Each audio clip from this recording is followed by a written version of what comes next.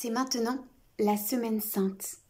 Aussi, j'ai choisi de te raconter l'histoire d'une femme, Marie-Madeleine, qui suivit Jésus jusqu'au bout, jusqu'à la croix.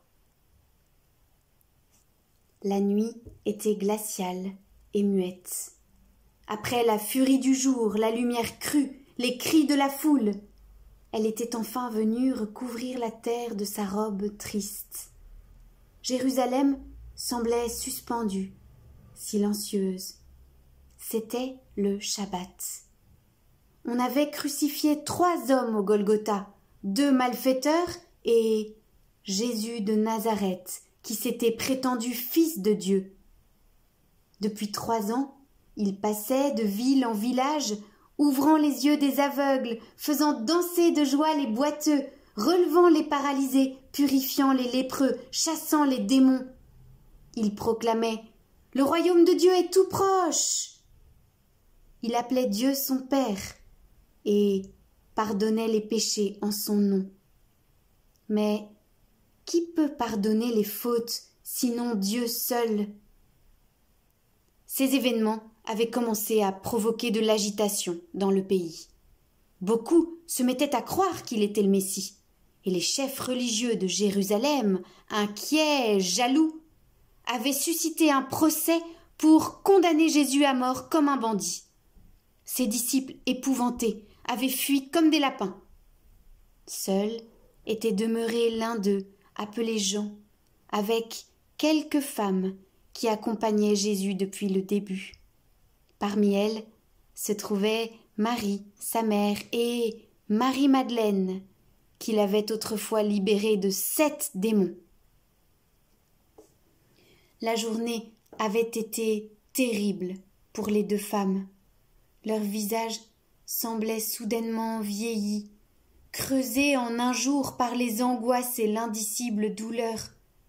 Comme le soir tombait, elles étaient rentrées appuyées l'une sur l'autre, le dos courbé, le front baissé, le pas lourd.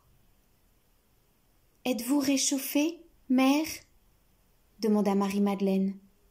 Marie acquiesça. Pourtant, elle tremblait encore de froid, de peine, d'épuisement. Elle regarda Marie-Madeleine. Celle-ci l'avait appelée « mère », comme Jésus le faisait. C'était la première fois.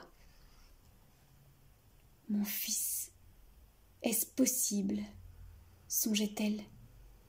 Les images frappaient sa mémoire, le corps de Jésus flagellé, ses mains et ses pieds percés, son air de bête traquée lorsqu'on l'avait saisi pour l'attacher, et puis cette majesté à nouveau, comme si la vie qu'on lui prenait sauvagement, il la donnait libre.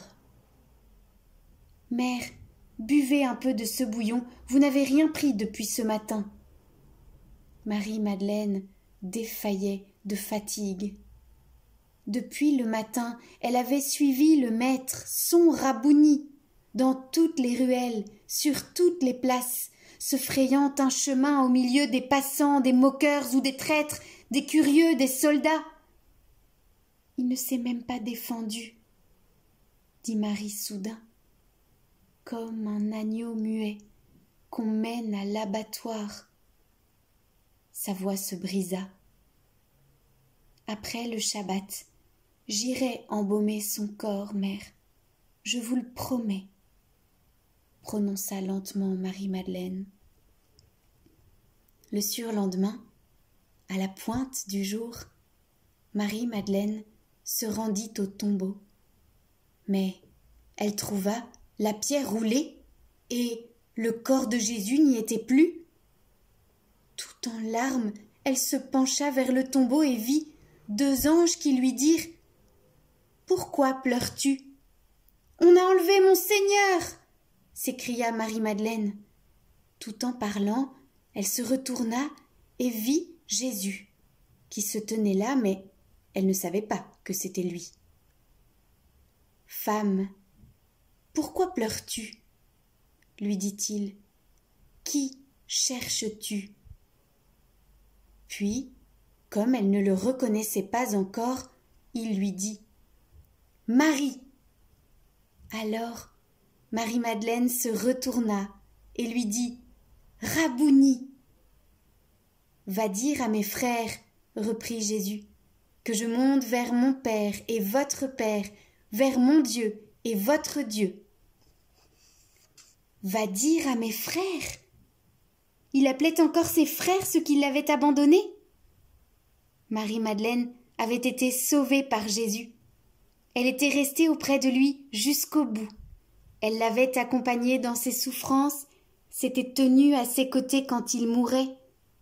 Elle était maintenant choisie entre tous pour annoncer aux apôtres la nouvelle extraordinaire de sa résurrection et de son pardon. Voilà pourquoi on appelle cette femme courageuse et ardente l'apôtre des apôtres.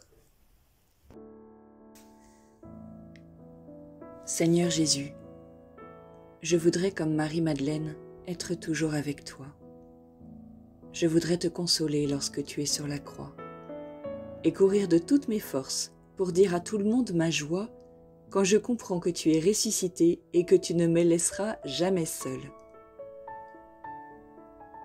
Aide-moi à rester fidèle et à te retrouver toujours dans la chambre de mon cœur. Quand j'écoute la maîtresse à l'école, quand je joue avec mes amis dans la cour de récréation, quand je ris avec mon frère ou ma sœur, quand je range ma chambre, quand je me suis fait mal, quand je me suis disputé avec un ami, quand j'ai été grondé, quand j'ai fait une bêtise, quand je suis très occupé ou quand je m'ennuie.